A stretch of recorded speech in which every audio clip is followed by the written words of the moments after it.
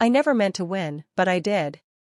The morning I moved into my first home, the world felt impossibly still, like the universe had paused to let me breathe.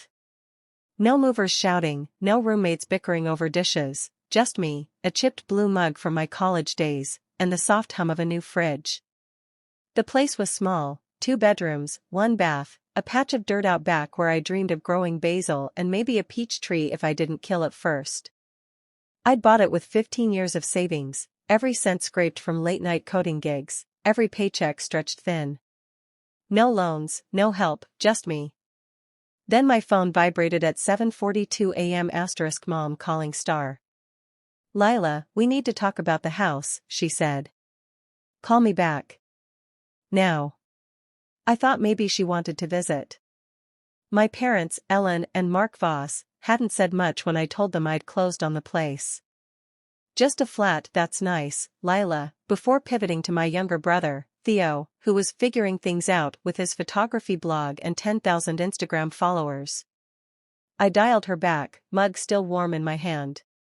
Her face popped up on the screen, tight-lipped, no warmth.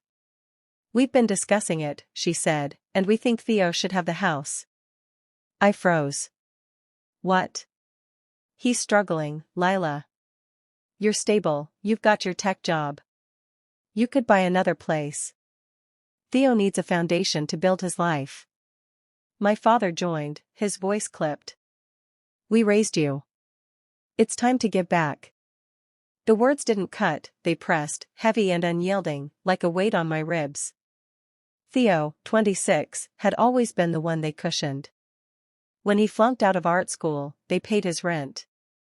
When he totaled his car, they bought him another. Me? I'd been on my own since 19, piecing together a life from thrift store furniture and 4 a.m. coding sprints. I didn't argue. I just listened to their breathing, steady and expectant, waiting for me to fold. "You're in cybersecurity, Lila," Dad said. "You're fine. Theo's in a fragile place." "Fragile?" I almost laughed. "He's trying to build something," Mom added, her voice soft but sharp, like a blade wrapped in silk. "This house could be his chance." "You didn't buy this house," I said quietly. "I did." "Yes," Mom admitted, "but we gave you everything else. Your education, your stability. You owe us." That word, *O**, landed like a stone. I hung up, not out of rage, but because I was afraid of what I'd say if I stayed on the line.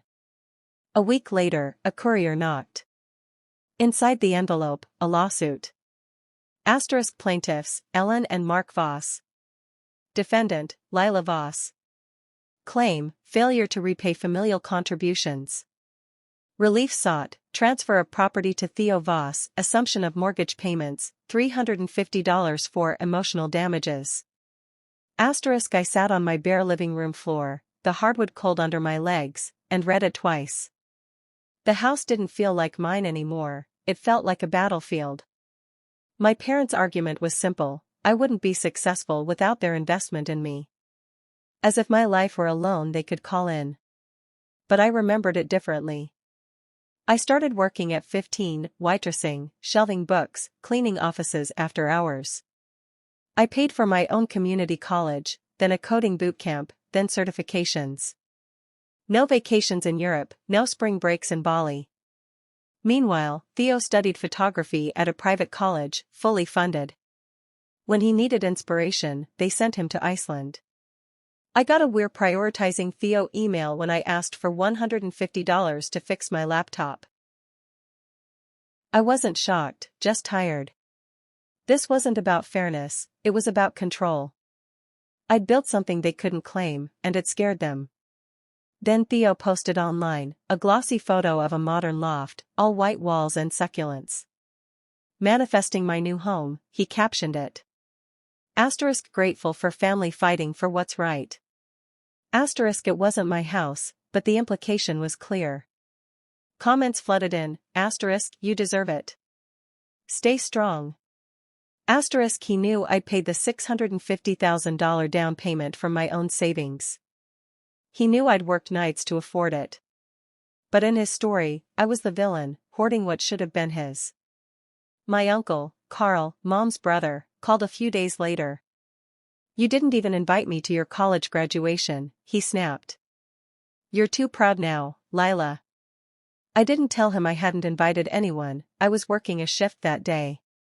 Later, I learned Carl was bankrolling the lawsuit, not because he cared about Theo, but because he thought I needed to be taught a lesson. The first court date came fast. I showed up alone, no lawyer, just a black blazer and a binder stuffed with bank statements, pay stubs, the deed. My parents arrived with Theo, all wearing matching shirts, family first. Theo tried to hug me in front of the judge, whispering, "I forgive you, Lila." I stepped back. Mom clutched her chest like I'd slapped her.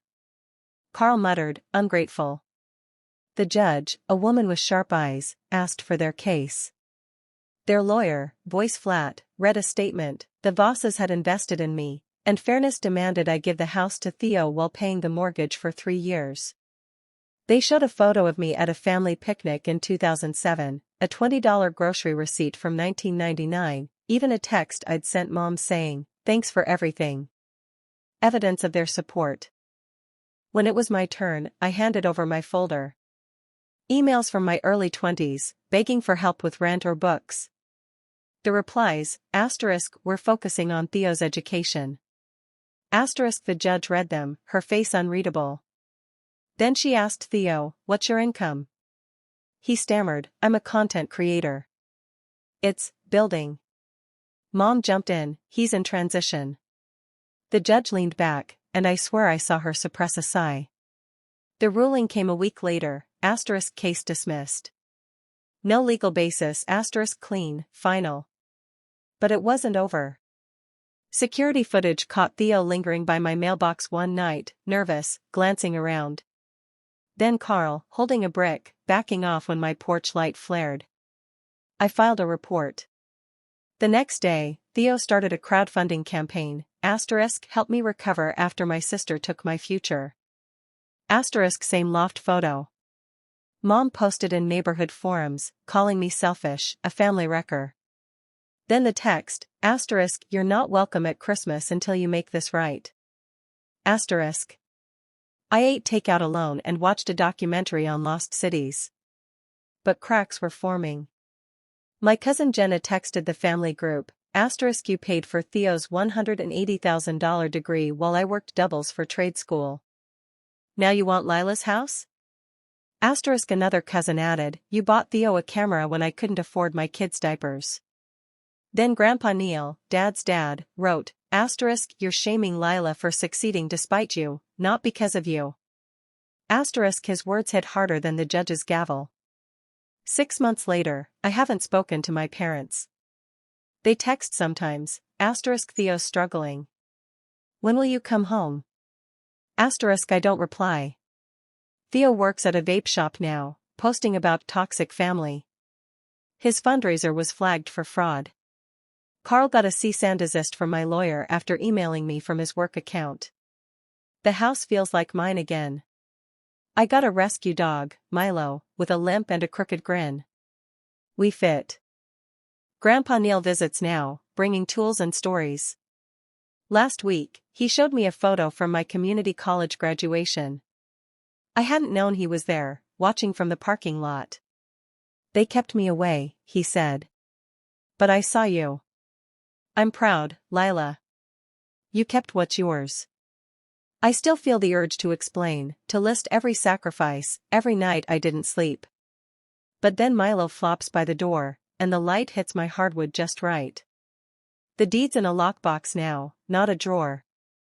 It's not just a house, it's proof I didn't owe them my survival. One word they never said? Sorry.